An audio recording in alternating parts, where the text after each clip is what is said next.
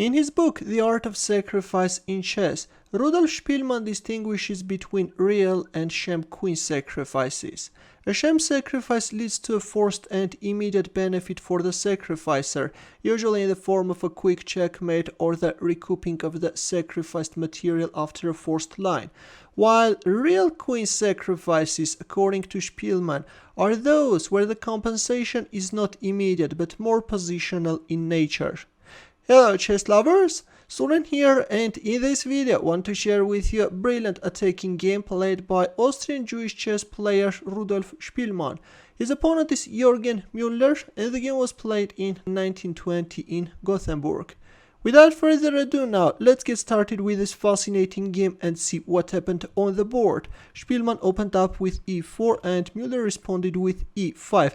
And there it goes, we have this hyper-aggressive King's Gambit, an opening which usually leads to double-edged positions. He takes f4, black is accepting the gambited pawn, we have the King's Gambit accepted, to which usually white is either responding with knight f3 or bishop c4 or knight c3, but in our game we have a slightly offbeat line queen f3. This is a Breyer gambit. Knight c6 and c3, white is preventing any possible knight d4 jumps and is preparing to establish this classical pawn center. Knight f6 d4, d5 e5, knight e4, bishop b5, and queen h4 check.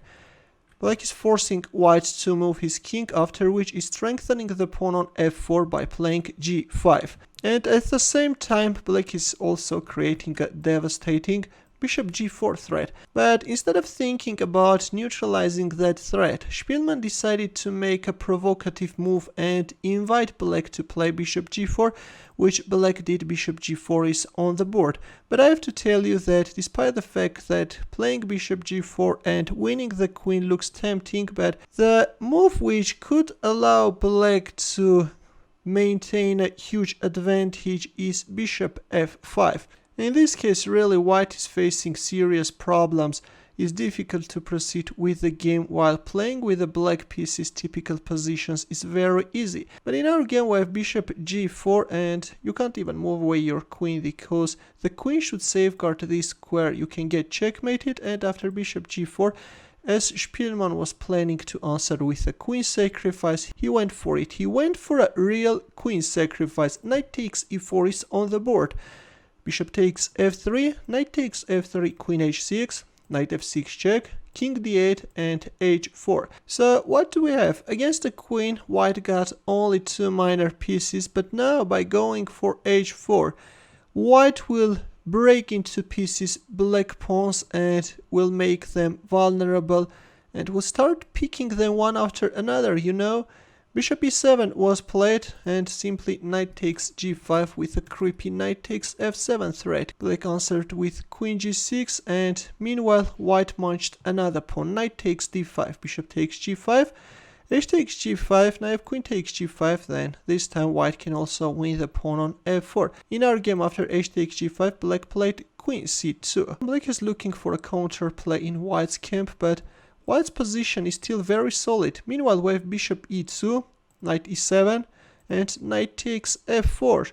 I have to tell you that typical positions is very easy to play with the white pieces, while black needs to find the right strategy in order to consolidate his position. c5 by Moeller, black is challenging white's pawn structure, but now we have rook h3. White is switching his rook into the game from the third rank. C takes d4, which is a terrible mistake and allows white to gain advantage. Instead, it was better to move away the king from this dangerous d file. But in our game we have c takes d4, and the problem with this move is that after rook d3, white is now threatening bishop d1, trapping the queen, and if you make a move like queen a4, then you can step into this rook takes d4 check. After rook d3, black played king d7, but after bishop d1 was forced to give away his queen. Queen takes d3 is on the board, knight takes d3, and d takes c3, b takes c3. So black gave away his queen, but now against the rook, white has a mighty bishop pair and a pawn. Despite the fact that white has too many pawn islands, white pawns are vulnerable, but A bishop pair is always a bishop pair, you know. Rook d8, bishop e2, although by playing bishop a3 and then bishop g4, this could allow white to place his bishop on more active squares, but in our game we have bishop e2, knight f5, bishop f4, king c7, rook b1, b6, and e6, discover check, king c8, and after knight e5, black resigned. Already there are so many threats like knight takes f7, or at some point even ideas like Boden's mate can appear on the board. This bishop also wants to start harassing black king from a6 square, and yes, understanding that his position hopeless, Moeller resigned. Well, if f takes e6, then bishop a6 check is coming, and then knight f7. This is a total destruction, guys. That's why on move 28 we have a resignation. Well, a nice game by Rudolf Spielmann. Once again he demonstrated how two minor pieces can prevail over the queen. In the end, a chess puzzle for you where the task is to find the mating line for white. This position is taken from a game played by Rudolf Spielmann, and I am sure that in a blink of a second you can find that mating line. I will wait for your answer in the comment section. Thanks for watching. In the end, here are more suggestions for you. Feel free to check them out as well. I will see you in my next video.